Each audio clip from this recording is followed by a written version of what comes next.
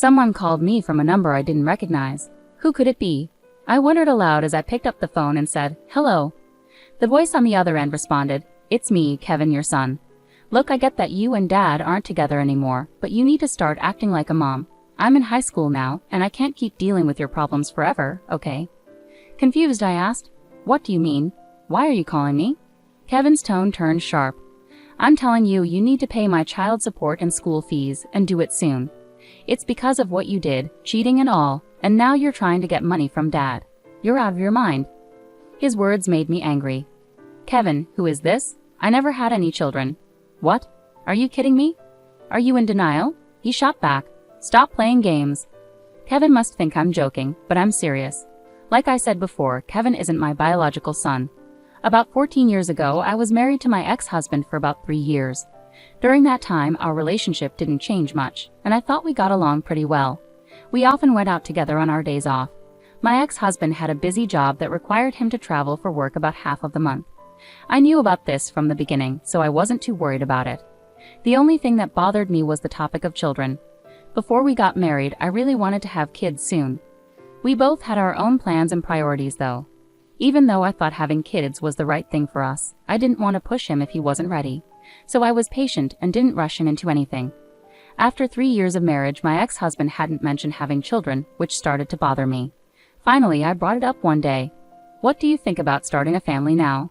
3 years have passed, and waiting longer could make it harder for us to have kids." "Yeah, but work is really hectic right now." "When will it not be hectic?" "Seriously? You've been saying that forever, and we're still in the same place." "I understand work is busy, but if you keep using that excuse, it makes me wonder if there's more going on than just work." "What do you mean by that?" "I haven't done anything wrong," I said, feeling confused. The conversation felt strange. I didn't suspect my ex-husband of cheating, but I was concerned that things might start to seem suspicious.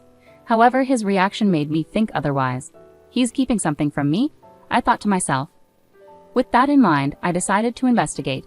As I looked into his words, actions, and his behavior when I questioned him, I discovered the truth about what he was really doing on his business trips. It wasn't just cheating, it was much worse.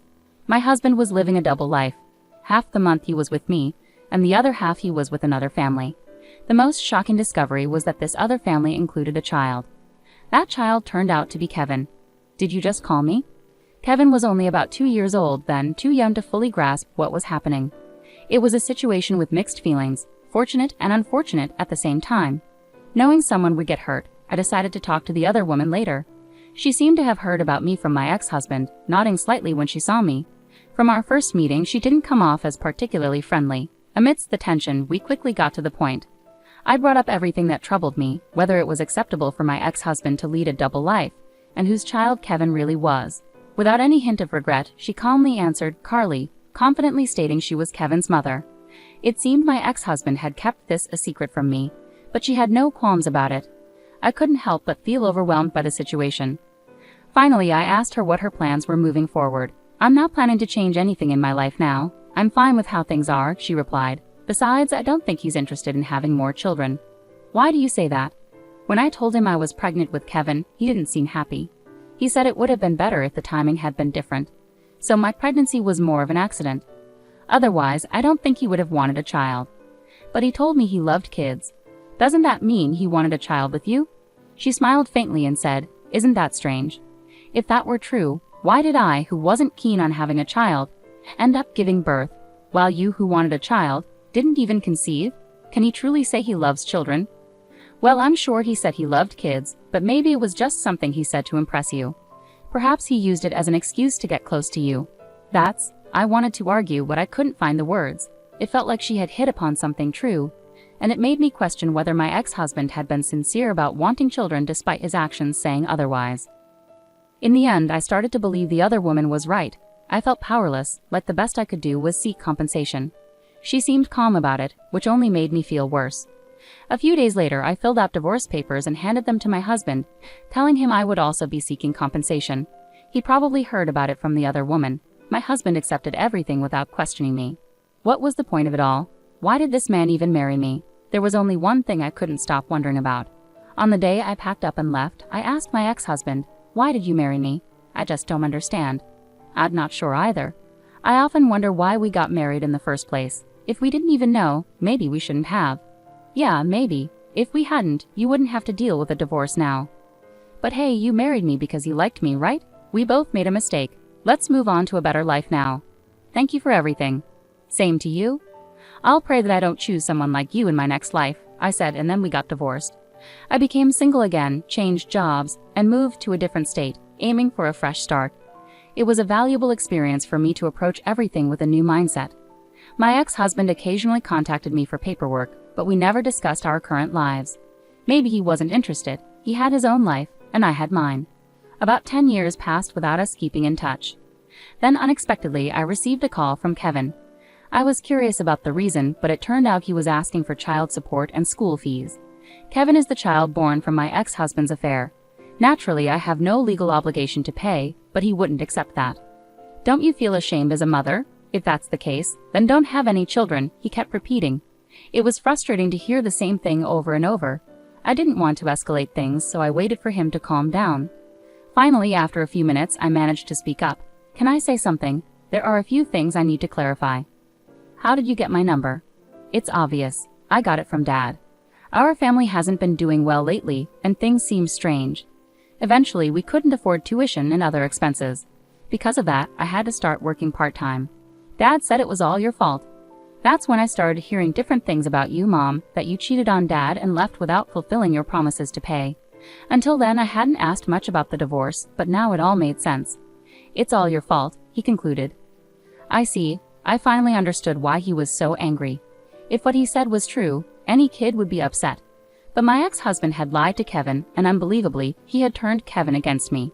Hearing this made me furious. It's a hassle for my ex-husband to reappear in my life now that we're divorced. However, it's also heartbreaking to see Kevin being misled like this. From my point of view, he's a stranger, but I couldn't just ignore the situation and walk away, saying it's not my problem. After remarrying and having children with my current husband, I felt a responsibility as a parent to do the right thing. Kevin, now 16, seemed old enough to hear the truth. Kevin, everything I'm about to tell you is the truth. If you need proof, like a DNA test, I can arrange it. Can you listen to me for now? I asked. Yeah, Kevin replied hesitantly. As I revealed each detail, he grew increasingly agitated. If what you're saying is true, why did Dad have me call you earlier? Kevin asked, confused. Kevin, you mentioned you're working part-time. What are you doing with the money? I inquired. Saving it for me. Our family's been struggling financially lately, and I wanted to help out with debts. High school isn't mandatory anymore, so I don't need much, he explained earnestly. You're such a responsible kid. But have you ever wondered why, with that money, you can't cover your tuition and expenses? Well, sometimes my phone bill payment is late. I think Dad might be short on money. Is he working right now? He's working. He goes to the office regularly. I see. I have a bad feeling about this. Could it be that my ex-husband is using Kevin's money? With that suspicion in mind, I decided to look into my ex-husband's activities once more. Kevin, can you give me about 3 weeks? Haha, sure, that's fine. And please don't tell Dad about what we talked about on the phone, okay? Okay, I won't. So I decided to investigate my ex-husband further.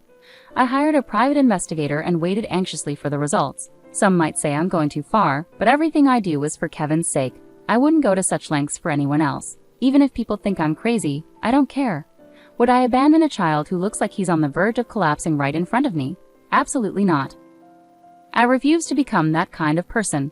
Above all, I felt a deep anger towards my ex-husband for deceiving Kevin. Filled with this anger, I waited for the private investigator's report for 3 weeks. When the results finally arrived, I was shocked and furious. It turned out my ex-husband wasn't currently employed full-time. He was working as a temporary worker and had recently been laid off. Instead of actively seeking new opportunities, he was spending his time idly drinking or playing cards. Kevin believed his dad was working because he often dressed in a suit, but the truth was he was unemployed and not actively searching for a job. What angered me most about my ex-husband was how quickly he acted remorseful in front of Kevin. Seeing his dad like that, Kevin felt sorry and willingly handed over all his part-time job earnings. Little did Kevin know, his money was being squandered on gambling and drinking by his father.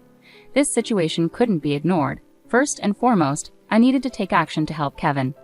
With that in mind, I called my ex-mother-in-law, relieved that I hadn't deleted her number from my phone book. Hello. Oh, Ava. It's been a while. How have you been? Long time no see. What's on your mind? Is everything all right? I explained the current situation to my mother-in-law. During my marriage, she and her sister-in-law had been at odds with me. After the divorce, we hadn't kept in touch. However, it seemed she had heard about my divorce and understood that I had moved on with my life, so she wasn't upset at all. I see. I'm sorry I didn't mention it earlier. I thought it would be better coming from him, but he was cheating, wasn't he?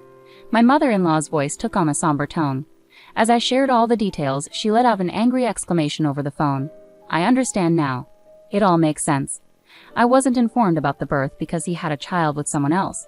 He brought Kevin to see me, but I was told not to contact you because you needed space after giving birth. Some people go through mental instability or even illness during that time, so I respected your privacy.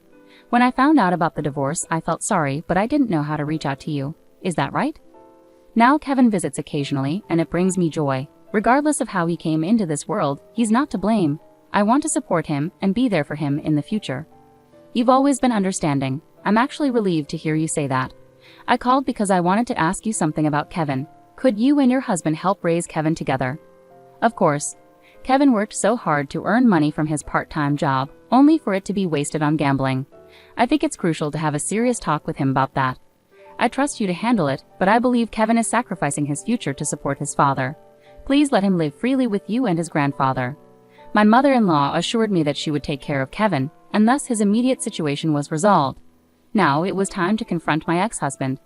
I decided to contact him and arrange a meeting. I was furious at him for deceiving me.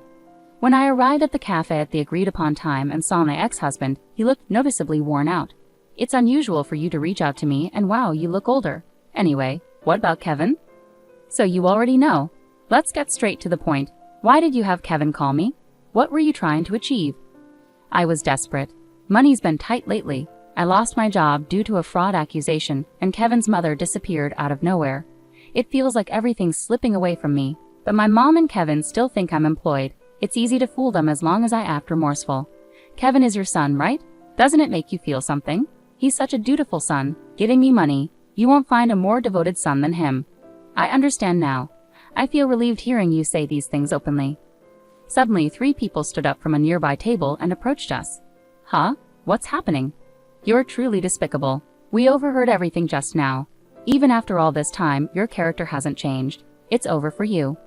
It was my mother-in-law, my aunt-in-law, and then Kevin. To convince everyone, they needed to see his true nature with their own eyes. My ex-husband started to visibly flounder, unable to find the right words. As everyone chastised him, he kept glancing at me, seemingly seeking help. But even if you make that face, it won't change anything. You need to accept responsibility for everything you've done and recognize how disgraceful your actions have been. And with that, the incident came to a close. Since then, my ex-husband faced criticism from my mother-in-law, aunt-in-law, and father-in-law. He was pushed to find work and eventually secured a job at a construction site through my father-in-law's connections. My father-in-law insisted it was to straighten him out. Moreover, he arranged for child support to be deducted directly from his wages. This ensured that Kevin's tuition and other school expenses were covered. Kevin has since been living with his grandmother. While I remain deeply disappointed in my ex-husband, he has apparently shown kindness to my mother-in-law and father-in-law.